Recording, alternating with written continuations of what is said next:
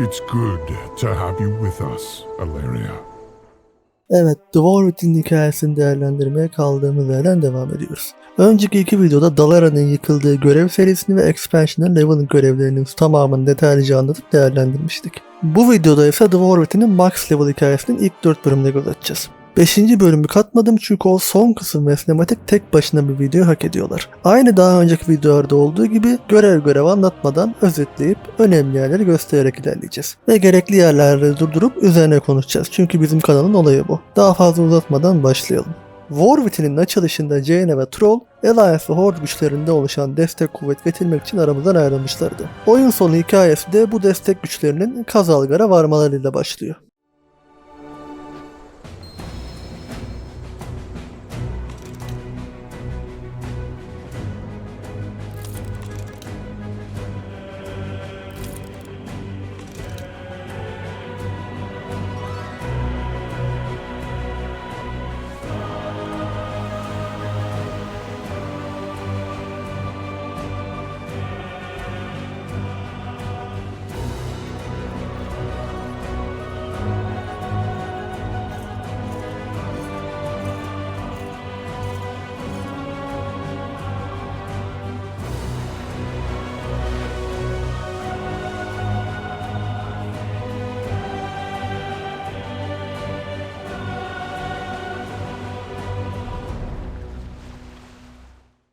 Evet, kimlerin geldiğine kısaca göz atarsak Jaina ve Troll tabii ki gelmiş ki Troll, Horde şu an bir meclis tarafından yönetiliyor olsa da Warchief muamelesi görüyor gibi tahtının ihtişamına bakarsak. Lord Tamar yerine Lady Liadrin gelmiş ama en önemlisi Thralion, Donald Turbine ve Curdran Wildhammer gelmiş. Yorumlarda Alliance ve Horde ayrımcılığı hakkında söylenecek arkadaşlar olursa yani umursamam onu diyeyim.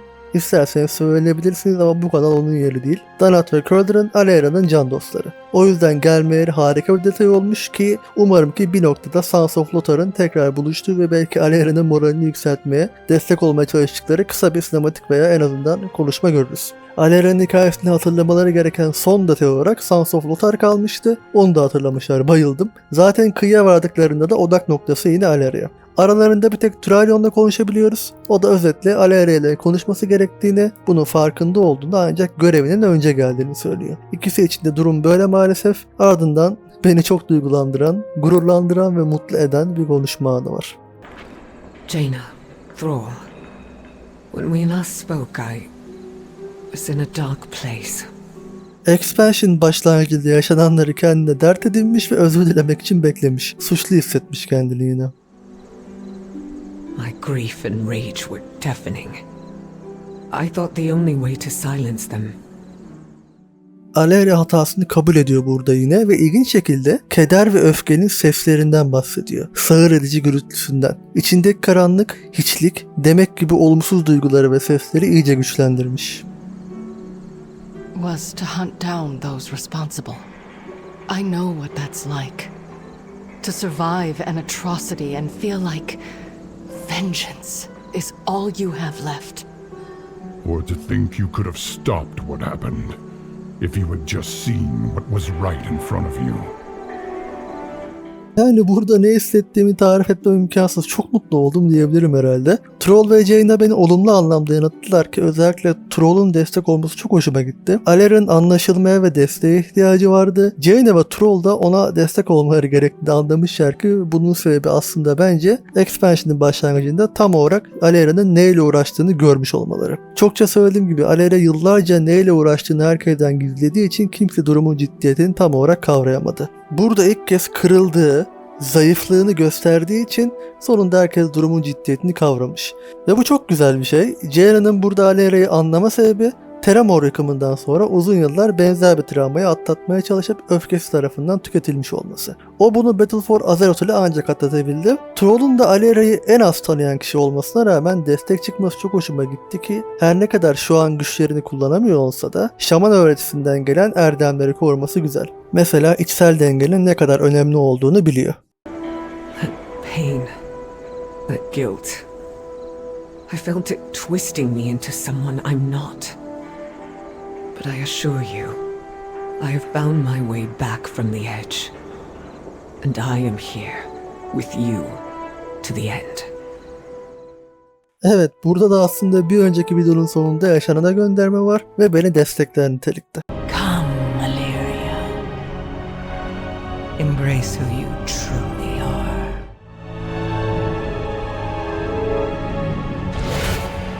Valeria.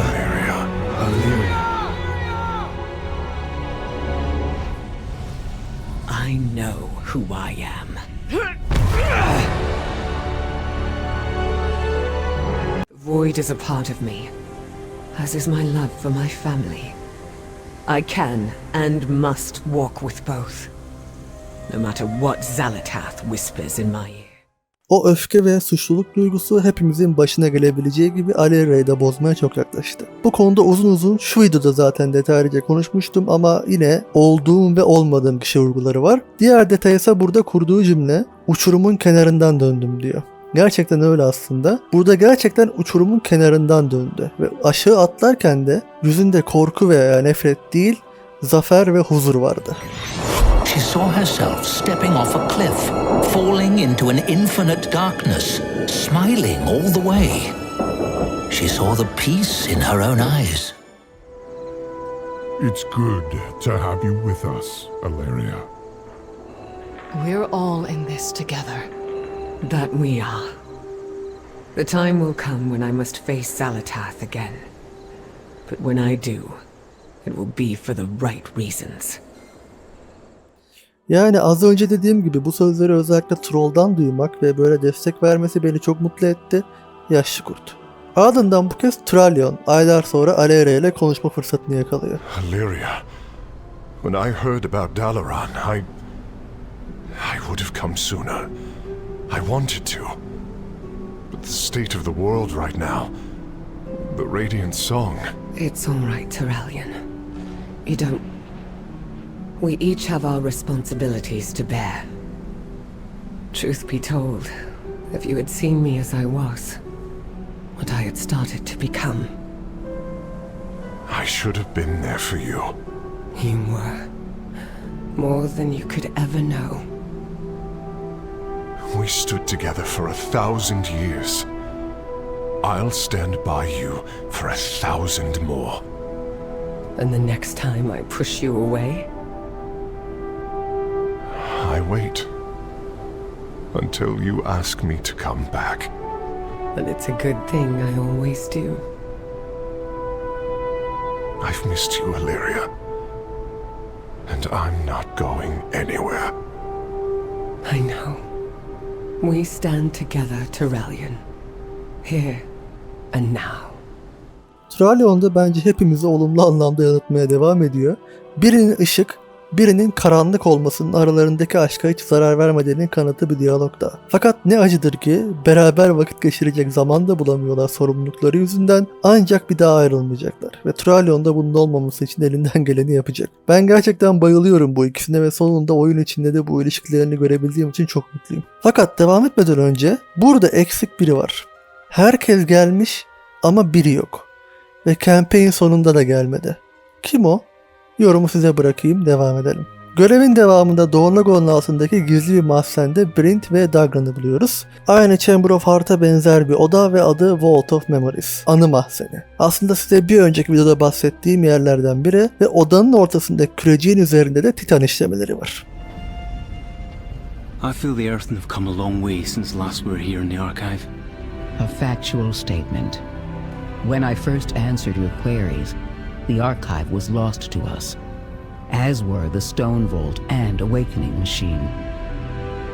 But now, we have a future, and slowly we will also have our past. Largely, we have you and your clan to thank for it. The Earthen that are emerging from the Stone Vault will take our culture to the ends of Azeroth. But who knows what lurks here in our past? What will we uncover about our purpose and the Titans? Bu arşiv gerçekten çok önemli. Silinen, gizli kalan sırlar. Titanlara dair, Azeroth'un geçmişine dair hatta. Bu arşiv bence The Last Titan sırasında bile önemli olabilir. Çünkü burada bahsedilen anılardan ilkini bulduk bile ve Azeroth'un doğasına dair çok büyük bir gerçeği de açığa çıkardık ama onu başka bir videoda anlatacağım. Bu arşivden çıkacak sırları dört gözle bekliyorum ve son detay, Zalatat da Azeroth'un World Soul'un anılarının peşinde. Niye acaba? Bulmak istediği, keşfetmesi gereken özel bir an mı var? Evet, campaign ilk bölüm bu kadardı. Kısa ancak bence etkili. Hem Alera'nın hikayedeki öneminin tekrar vurgulanması açısından ve karakter gelişimi açısından hem de bu anı mahzeninin hikayeye katılması açısından. Şimdi kalan 3 bölüm için olabildiğince özet geçmeye çalışacağım. Çünkü Blizzard'ın yediği bok yüzünden ara sahnelerin neredeyse hiçbirinde seslendirme yoktu. Yanlış yüklemişler. O yüzden oraları da benim özetlemem gerekecek ama çok ilginç anlar var. Campaign'in ikinci kısmında Dornogoll'un fırtına binicileriyle binekleri arasındaki bağı tekrar kurmaya çalışıyoruz ve bu kez bize Troll eşlik ediyor. Bu görev serisi Troll'un elementlerle bağını tekrar kurması yolunda ilk adımlarını atmasını sağlarken şöyle de ilginç bir detay barındırıyor. Bu fragmanda Troll elementlerle bağını tekrar kurmaya çalışırken birinin eksik olduğunu görüyorduk. Hava elementi. Ve bu görev serisi de aslında fırtına ve hava elementiyle doğrudan ilişkili. Path to I will accompany you, champion. I want to learn about the Storm Riders and their bond with their rooks. Ardından görüyoruz ki geride kalan biniciler neredeyse mefta olmuşlar çünkü savaşın ortasındayken fırtına kuşları bir anda onları terk etmiş ve tabii ki aşağı düşmüşler. Ve ilginç olan şey bu kuşlar Skywall'a geri çıkmışlar. Yani fırtına elementinin eski lordu Alaker'in elemental diyarında. Ancak bu sürücülerden Luxela bir şeyleri gizliyor gibi. Biz de bu yüzden peşine takılıyoruz. She is hiding something. Follow her. Ve evet, harbiden gizliyormuş kendi fırtına kuşunu. Onu keşfedersek elinden alacağımızdan korkmuş. Biz de amacımızın bunun tam tersi olduğuna dair kendisini ikna ediyoruz. Ardından bu fırtına kuşlarının Dorn adasında yerleştiği özel bir tepe olduğunu öğreniyoruz. Burada sıkıntı bu kuşların doğasına dair her şeyi bilen Belgrim'in ölmesiyle bu sırları da beraberinde götürmüş olması. Hold, Outlanders. This place is off limits to all but Stormward Baelgrim. You didn't hear? Belgrim.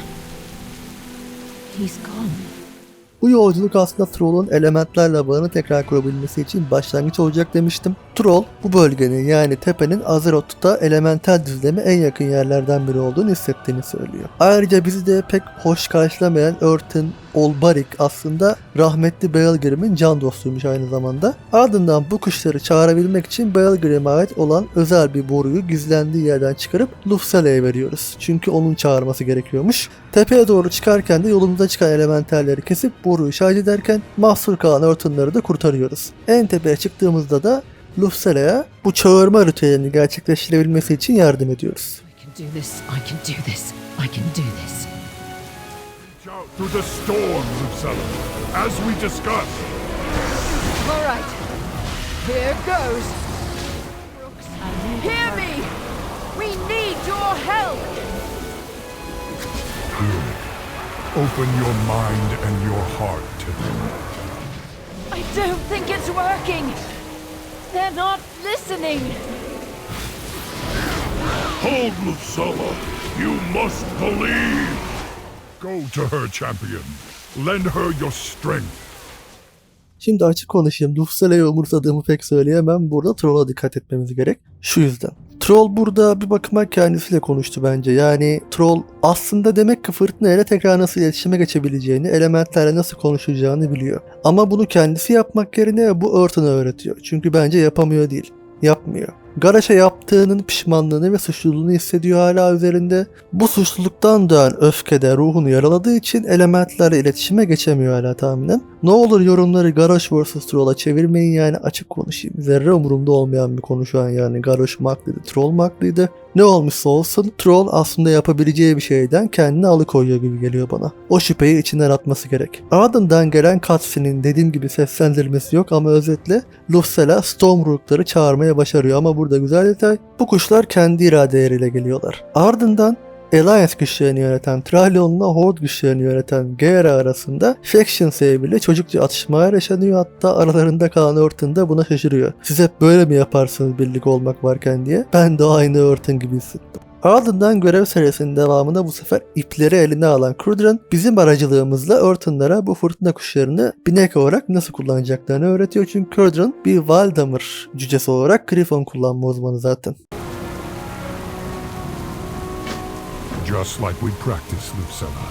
The storm is your ally. Ulberich, where are you? We need you. Initiating! Well done. The storm has granted the rooks its strength.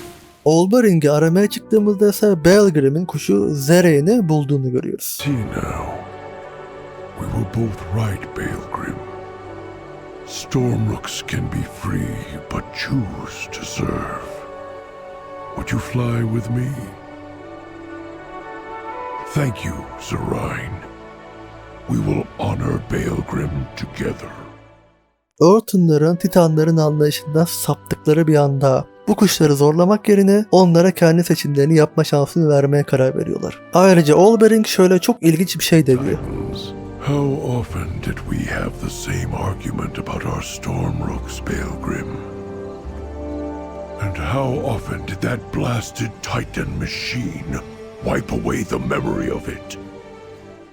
Size bir önceki videoda Earthen'ların anılarının uyanış makinesi tarafından düzenli olarak sıfırlandığını ve bu sayede koşulsuz şartsız şekilde görevlerini devam ettirdiklerinden bahsetmiştim. Anılar olduğumuz kişiyi belirleyen en önemli şeylerden biri ve bu expansion'ın da temalarından biri. Ve bu makine sürekli onları sıfırlamış. Çünkü Titanlar için Earthen'lar kıymetli World Soul'larının güvenliğinden fazlasını temsil etmiyor. Niye mi?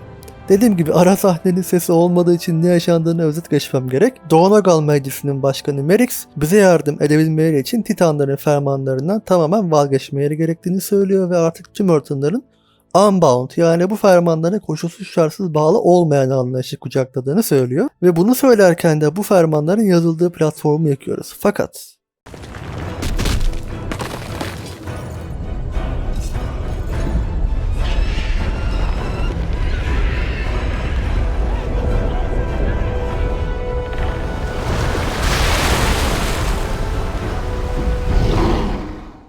Titanların gerçek yüzü.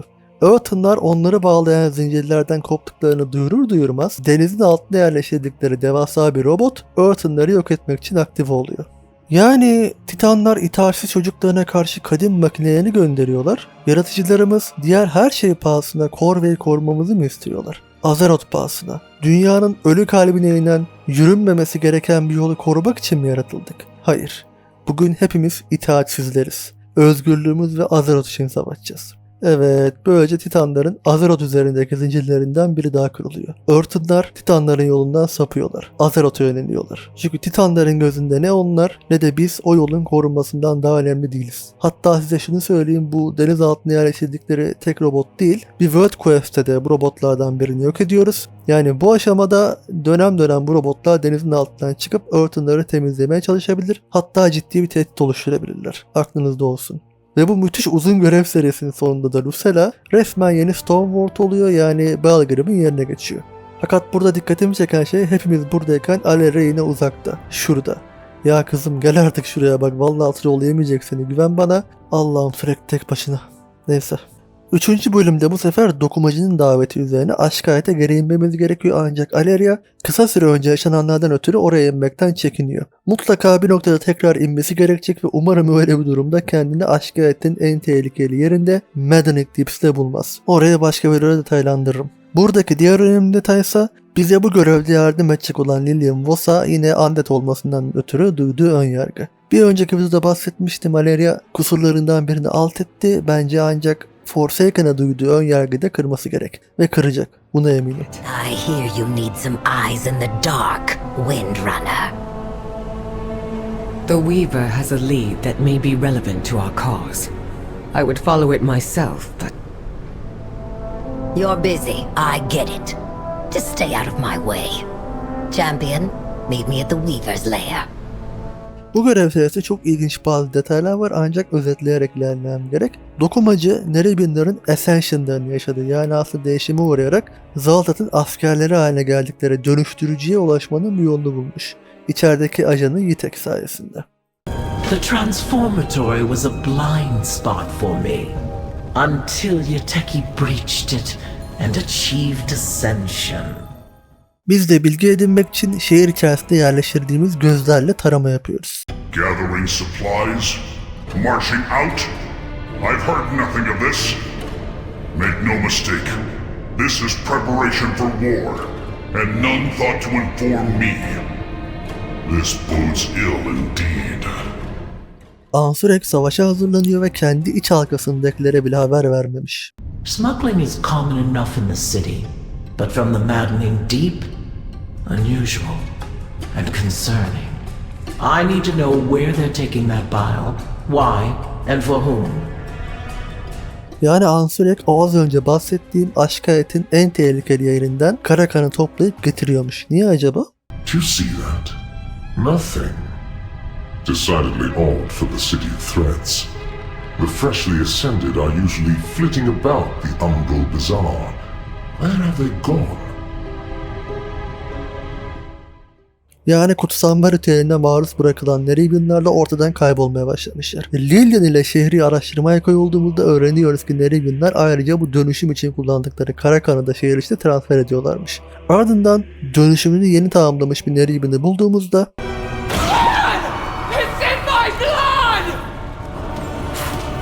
Fresh from the transformatory and still dripping with ichor. They're shipping these ascended to the front before they've got their wits about them. Yani Ansurek için halkanın tamamı kurbanlık koyundan ibaret. Ardından gizli bir laboratuvara devasa bir arkadaş buluyoruz. The First Ascended. Bu dönüşüme ilk maruz kalan Nerebian her nedense savaşa gönderilmek yerine esir tutulmuş. Dönüştürücü odasına sonunda geldiğimizde daha önce Ansurek'e dair animasyonda gördüğümüz çizime rastlıyoruz. Bir old kata tapmaya giden Nerebianlar ve Festus fanlar. Ardından bu deneylerin Kraliçe Neferes'in dönemine kadar uzandığını öğreniyoruz. Çünkü az önce gördüğümüz devasa yaratık Neferes'miş. Zavallı Kraliçe Neferes, kızı Ansurek ve Zaltat'ın deneylerinin ilk ve tahminen en talihsiz kurbanı olarak bu hale gelmiş. Ancak Yitek onu öldürmemizi istemiyor. That thing is my queen. I will not leave her chained. What are you doing? You're going to get us all killed. I know exactly what I'm doing. Ancak tam son bağı çözerken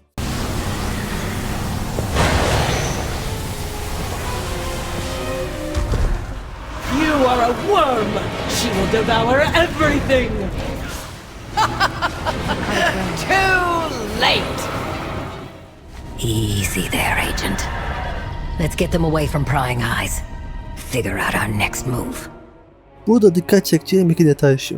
Birincisi Zaltat, kara kanı içen veya bulaştırdığı kişileri kolayca zihin kontrolü altına alabiliyor. İkincisi ise yine de etki altına girenler döverek kendilerine getirilebiliyorlar. Tahminen özellikle yeni kontrol altına girirlerse. WoW'da etki altına girmiş kişileri döverek kurtardığımız çok olmuştur, unutmayın. Bu iki detay Aleria konusunda aklınızda olsun derim.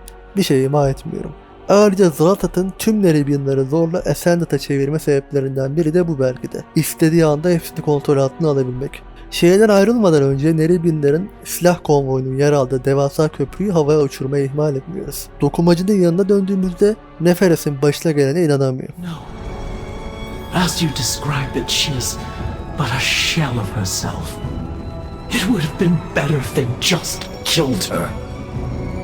You're wrong. Am I? One monster has sympathy for another. True death is the end of the story. Anything before that is workable. Ben bir Forsaken oyuncusu olsam burada açıkçası gurur duyardım. Çünkü Sylvanas ve bütün Forsaken'lar ölümün şakaya gelmeyecek bir şey olduğunu farkında. Öldürmeden önce denenebilecek her şey denenmeli diyor Lillian. Belki de Aleria karanlığa düşerse Sylvanas onu bu yüzden kurtaracak. Diğer herkese rağmen. Hatta Arator'a rağmen. Çünkü Sylvanas ölümün ne olduğunu biliyor. O kadar kolay karar verilecek bir şey olmadığını da. Yani bu görev serisinde Neferes ve Nerebianlar kadar Aleria'ya dair de bence satır aralarında çok önemli imalar var. Karakan aracılığıyla dönüşüme uğramak, zihninin başkasının kontrolü altına girmesi ve Lili'nin ölümle ilgili sözleri aklınızda olsun. Aleria'nın aşağıya niye inmediği belli, özellikle The Maddening Deeps'e. Report, Voss. What's down there? Black blood. They're hauling it up to Hallowfall. And you won't like this. Those ascended Nerubians. Zalatab can stick her fingers right into their minds. They put up a hell of a fight. A tactic she uses all too often. We'll have to account for that when we face her again. Thank you, boss.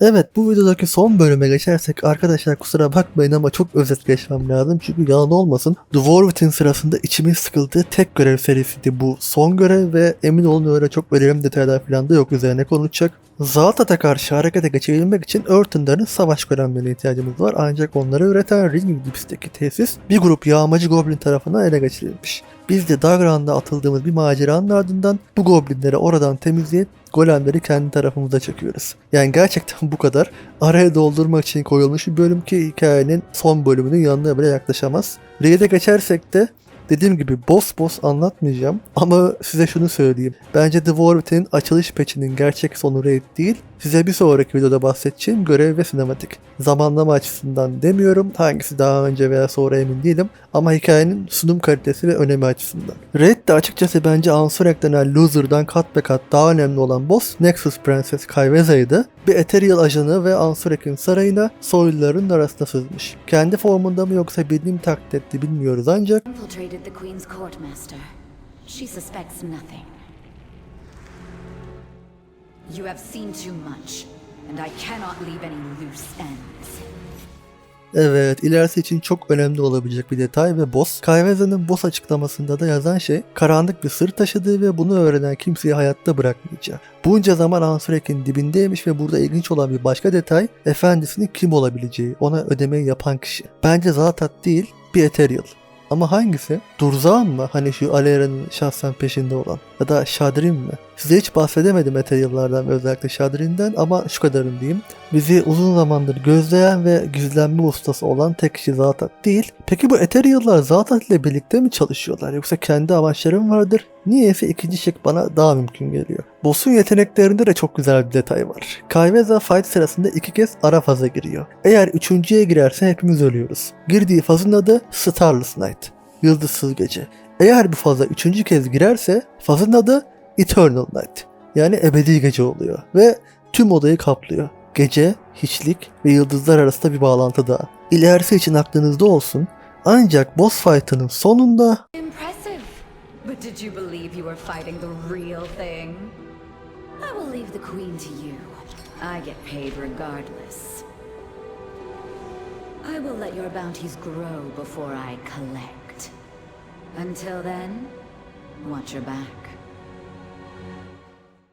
ya ben böyle bosslara bayılıyorum ve şöyle de bir şey var. Bu tarz bosslar yani expansion'ın başlangıç raidinde olup kaçan bosslar aynı pakete tekrar geliyorlar genelde. Shadowland sırasında Castle Natre'deki Broker Zybox, Sepulchre of the First Ones'ta tekrar karşımıza çıkmıştı. Kaiveza'nın varlığı ve kaçması da Dwarven'in son raidinin gerçekten Ethereal temasını işleyebileceğini bana iyice inandırdı. Ben Alera'nın bu raidde olmamasına başta üzülmüştüm ancak Alera'nın iyice odak noktası olacağı patch ve raid 11.2 olabilir. Ayrıca birazdan göstereceğim rezil cutscene'i düşünüyorum da Alera'mı iyi ki böyle rezilliklerde kullanmıyorlar. I must thank you for exposing the rot within my court.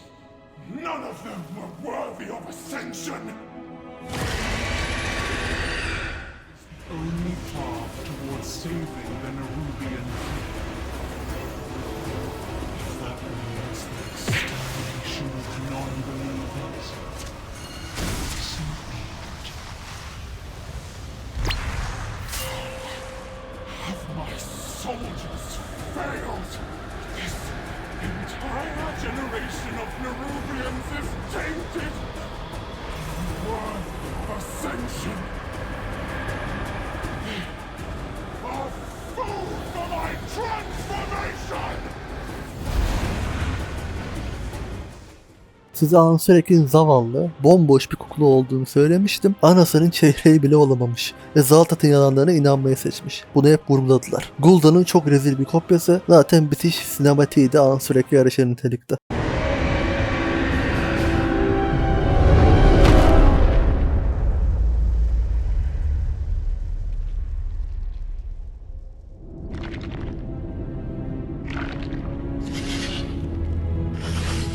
Slender is the strand that guides your destiny. So easily overlooked, yet cutting deeper than the sharpest blade. Burada yine Ansurek'in animasyonuna gönderme var. Slender is the strand that guides our destiny. Ve o ip kendi ördüğü kaderin ipleri Ansurek'i kesti ve bunun yargısını veren de kukla ustası Zalatat. It's almost over. Your ambition was rare, you know. Yet despite even betraying your own mother, here you are. Ansurek zavallı bir kukladan başkası değildi ve Zalatat da şu an dalga geçme aşamasında. You promised nothing. Yet I gave you everything. Şimdi burada ilk demek istediğim artık gözden kaçamayan şey, Zalatat'ın ayaklarına bir vurgu var yani, o konuda yapacak bir şey yok. Ben rahatsız değilim ancak büyük bir eşitsizlik var kardeşim. En kısa sürede eşitliğin sağlanmasını rica ediyorum. Ancak işe sembolik açıdan bakmaya çalışırsak Ansurek kendini çok yukarıda gören, büyük hedefleri olan Ansurek Zalatat'ın ayaklarının dibinde yere kapanmış. Ve yani şu söz vermişliğin lafı o kadar klişe ki yani hani iş dönüp dolaşıp şuna geliyor. Ansurek gibi birinden başka ne beklersin ki? You were just not enough.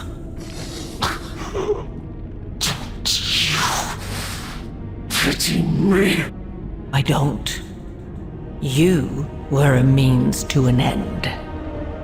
Your survival wasn't necessary. Evet, ne Ansurek'in ne de Nerebindar'ın Zalatat'ın gözünde en ufak değeri yoktu. Bir önceki videonun sonunda Zalatat'ın Aleria'ya şu sözlerini tartışmıştık. You're the only monster here. Am I? You've slain hundreds to find me. Zalatat sen de pek umursamıyor musun Nerebindar'ı? Ancak bu öldürülen Nerebinlar aslında harcanmış olmaları muhteşem bir olaya bağlanacak. Onu zaten gelecek videoda uzun uzun konuşuruz. I simply wish you had lasted a little longer. And now you learn the true lesson of the Void. Only the strongest survive.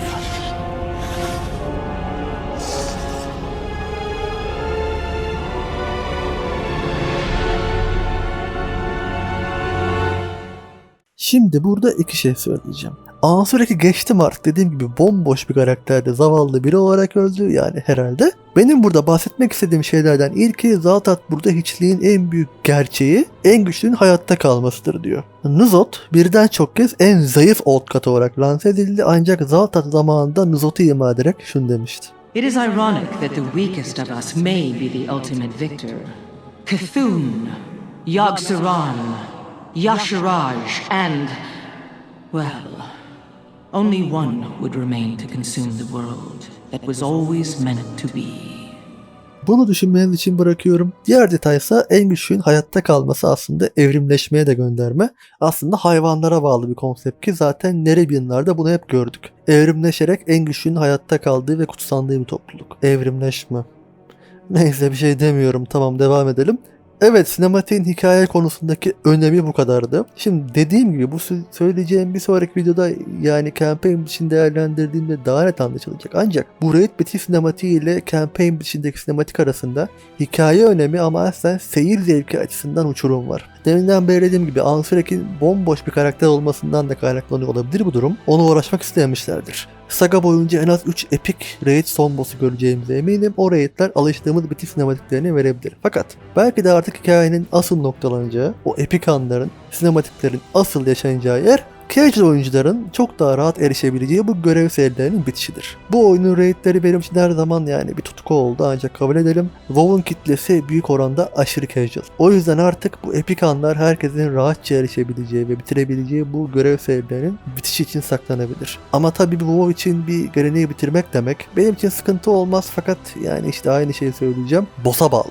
Saga boyunca dediğim gibi en az 3 gerçekten epik, büyük ve anlamlı raid son boss'u olacağına eminim. O raidlerin bitişleri alıştığımız ve özlediğimiz şekilde olabilir. Fakat şimdilik ben dahil herkese tavsiyem artık hikayenin asıl odak noktasının raidler değil oyun sonu campaign olabileceğini kabullenmemiz. Ki abi açık konuşayım, harbiden harikaydı o campaign bitişi ve sinematiği. Yani böyle olacaksa benim için sorun yok, konuşacağız zaten vakti gelince. Fakat bu tartışmaya açık ve zor bir konu, yorumlarınızı bekliyorum. Dediğim gibi eninde sonunda belki de boss'un kim olduğuna bağlıdır. Evet, video bu kadardı. Umarım sevmişsinizdir. Bir önceki video beni aşırı yordu ve WoW'da PvE sezonu başladı ve ayrıca şu anki açıklayamayacağım bir proje üzerinde çalıştığım için video gecikti. Bir sonraki video ne zaman gelir hiçbir fikrim yok ama dediğim gibi o müthiş campaign için konuşacağız. Zaten sonrasında da yeni bir şeyler olmazsa The Warwitch'in açılış hikayesini 4 videoda anlatıp üzerine konuşmuş olacağız. Daha sonra artık bazı ince detaylar üzerine konuşuruz ki aklımda ayrı bir video var o konuda. Diyelim ve bugünkü videoyu artık kapayalım. Dinlediğiniz için sağ olun. Yorumlarınızı bekliyorum. Bir sonraki videoya kadar saygılar, sevgiler.